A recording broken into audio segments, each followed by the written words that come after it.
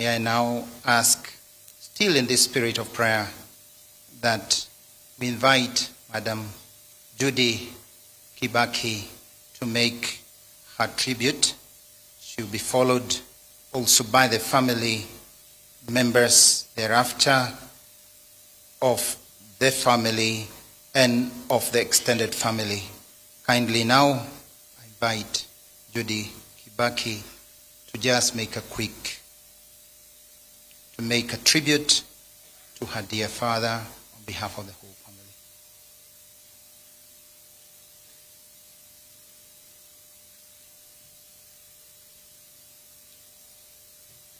Let us welcome her also with at least an applause.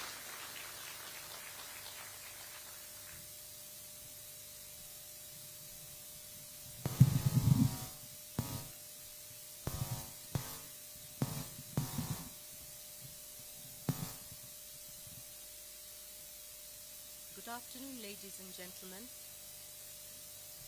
My name is Judy Wanjiko. I am the daughter of the late President Mwai Kibaki, and I wish to make this tribute to a very special man, my father. Mr. Mwai Kibaki was known by many names. His Othaya constituents called him Mheshimiwa.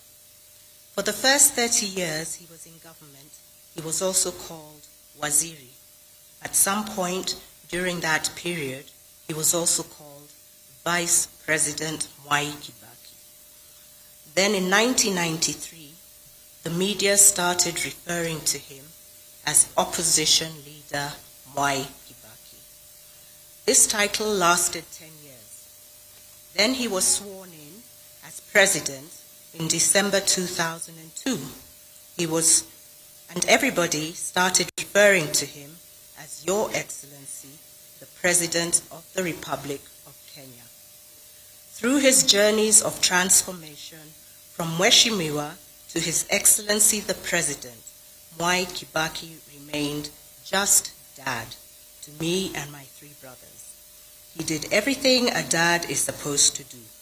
He drove me to school when he did not have important early morning appointments. He attended the parents-teachers meetings when they were convened and listened keenly to what the teachers had to say about my progress, or rather lack of it, much to his consternation. He seemed to be more appraised about my diligence in making numerous friends, but not in scoring A's. He took all this in his stride, just as he did so many other things in his life. Many people have referred to my dad as their mentor. Mwai Kibaki was my mentor too. He mentored me on so many aspects of my life. Patience was one value I learned from him. He taught me that nothing good comes instantly. You must work hard at it. He said, stay focused. He often said, and those who chose to listen to his wise counsel, me included, managed to navigate the challenges that life presents. We shared Dad not just with his constituents here in Othaya, but with the rest of Kenya and in fact the whole world. People often wondered how such a high-ranking leader could have time for his family. Dad had plenty of time for me and my siblings. He blocked off his diary when we were on school vacations and took time to be with us. When our birthdays rolled around, he hosted our friends in the garden of his home for our birthday parties.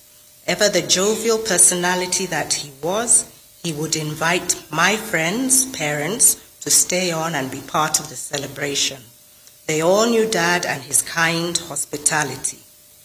By being present on our special days, and as much as possible when time allowed, he remained part and parcel of my life.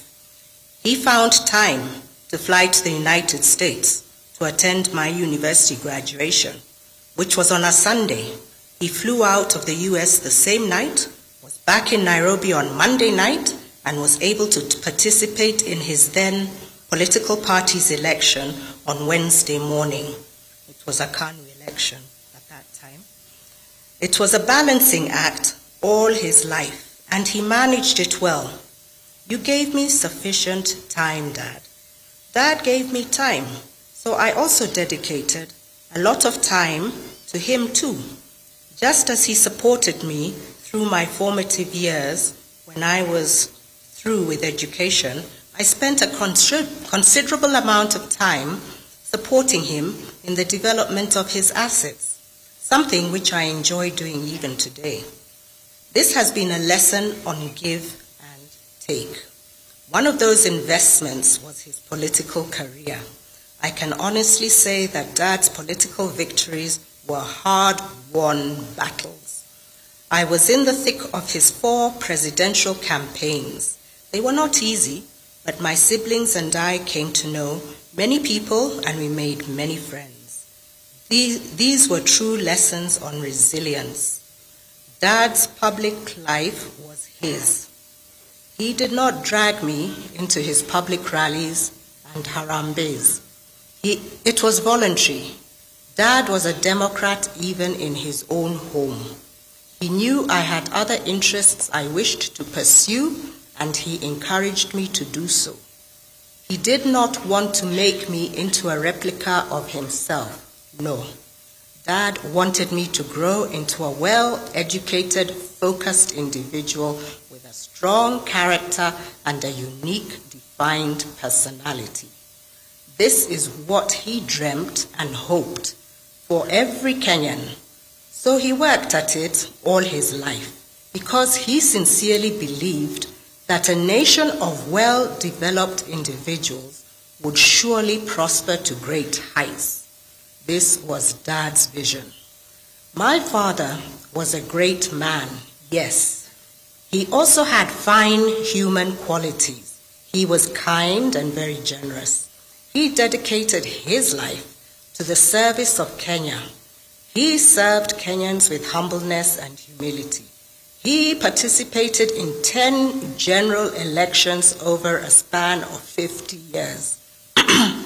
Each time, going back to request his constituents to re-elect him as Member of Parliament to enable him to continue serving them. Each time, they did re-elect Dad because they believed him and he lived up to his promises. I can say there are many lessons that can be learned from my dad's life. One of the more important ones is that victory can be gained peacefully. Dad was peaceful at home and in his work. Your work has been diligently done, Dad. You carried yourself with so much dignity. I am at peace. Rest in peace, Dad. I will always love you.